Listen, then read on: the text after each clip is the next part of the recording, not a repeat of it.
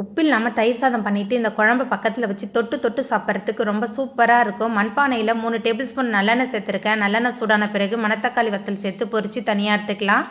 அதே எண்ணெயிலேயே 1 table spoon வெந்தயம் சேர்த்து பொரிஞ்சதுக்கு அப்புறமா 25 சின்ன வெங்காயம் சேர்த்துக்கலாம். கொஞ்சமாக கருவேப்பிலை சேர்த்துட்டு நல்லா கலந்துட்டு வதக்கிடலாம். சின்ன வெங்காயம் நல்லா வதங்கணும், அப்போ தான் ரொம்ப ருசியாக இருக்கும். சின்ன வெங்காயம் நல்லா வதங்கி வந்த பிறகு நறுக்கி வச்சுருக்கிற முருங்காய் சேர்த்துட்டு மறுபடியும் நல்லா கலந்துட்டு வதக்கிடலாம். முருங்காய் நல்லா வதங்கி வந்த பிறகு மிக்சியில் சேர்த்து அரைச்சி 2 தக்காளி பழத்தோட விழுது, கூடவே குழம்பு மிளகாய்த்தூள், மஞ்சள்தூள், இந்த காரக்குழம்புக்கு தேவையான அளவுக்கு கல்லுப்பு, தாராளமாக பெருங்காயத்தூள் சேர்த்துட்டு நல்லா வதக்கிடலாம்.